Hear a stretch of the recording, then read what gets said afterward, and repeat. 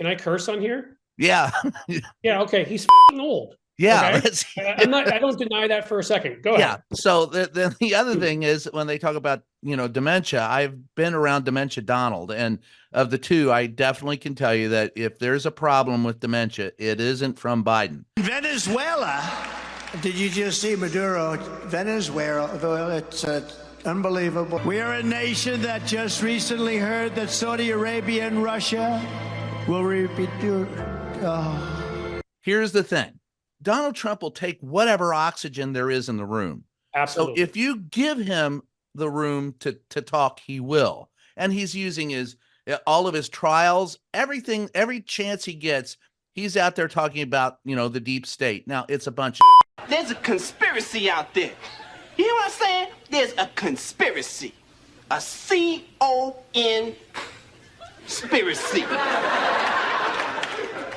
and he believes that he has unlimited immunity. Well, if you have unlimited immunity, how is it that the Republicans in the House can investigate Joe Biden? Because if he has unlimited immunity, you can't. Nothing they do is consistent. So, yeah. So, but my point is, in all of it, is to push. My view of it is not sent. James Carville was the last. I'll go back to Clinton. It was Carville who said, we're right, they're wrong. And he pushed hard, but he also said something that was very true. Democrats will snatch defeat out of the wings of victory every time. Somebody better wake the f*** up. Go back to Reagan. I find Reagan and Mitch McConnell are the two architects of the Republican Party today. It was Ronald Reagan who set this all up. He's the one who embraced the evangelicals. He's the one who embraced the far right. Sold a fake economic theory that put us massively in debt. This is very controversial. Does anyone know what Vice President Bush called this in 1980? Anyone? Something DOO economics. Voodoo economics. 40 years of Reaganomics has destroyed the economy of the United States. I don't find us being a first world nation anymore, other than through our military. Spend on the things that first world nations spend on. I mean, Biden got, to his credit, legislatively got that infrastructure bill through with McConnell. And I can tell you, living here, in Cincinnati, that McConnell certainly had a lot of motivation, because there were two bridges between here and your old state, Northern Kentucky, where literally pieces of them were falling off, and nobody wanted to pay for them. And that, if just simple economics tells you that hurts productivity, that by passing an infrastructure bill, you create jobs. The Chamber of Commerce was behind it, but you've got these new Republicans who are now these faux populist, almost Nazis, and in some cases, it could be applied.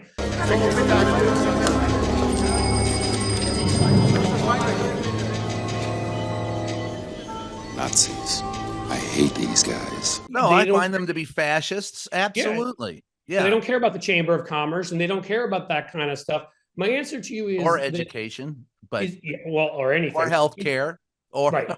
It's like that scene from The Life of Brian, right? Like where they're sitting there, like, what have the Romans done for us lately? Well, healthcare and education, the aqueducts, except for the opposite. And what have they ever given us in return? The aqueduct? What? The aqueduct?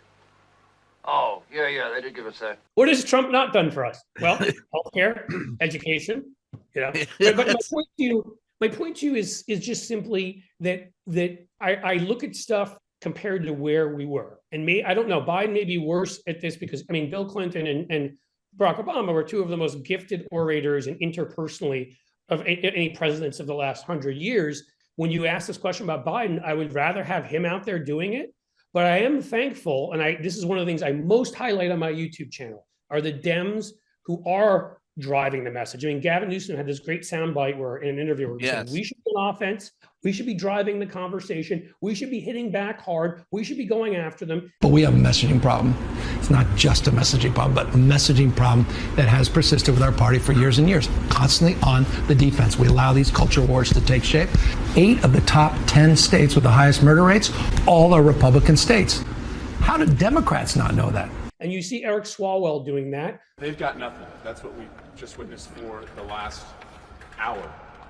One of their witnesses has been indicted for working with Russian intelligence. Another witness has been indicted for working with Chinese intelligence. Another witness is serving a 14-year felony sentence.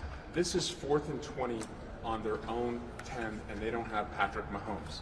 You're going to see the greatest sack ever when you get the transcript from this. You see Jasmine Crockett doing that. You see Gretchen Whitmer doing that. It's starting to change the culture of our party. But the problem is that culture of our party that's changing are mostly those like who are my age or younger, who remember Reagan from when they were 11 years old or 12 years old or maybe even 15, but we're in politics. And it just seems like that older generation has never been able to get out of the Reagan crouch, being scared of Republicans, mean Republicans. So I'm hoping, because I'm seeing this, every time Ted Lieu rips the crap out of them, right? It is not the fault of the FBI that Donald Trump surrounded himself with criminals.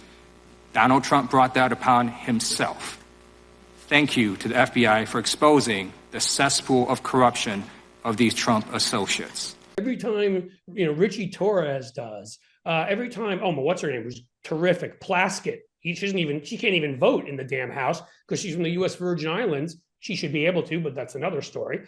I mean, we do have these folks there, and they're starting to drive the message. And I think that's part of what has influenced Biden to hit harder online and in other places. And I'm hoping it influences him to do more directly with the media.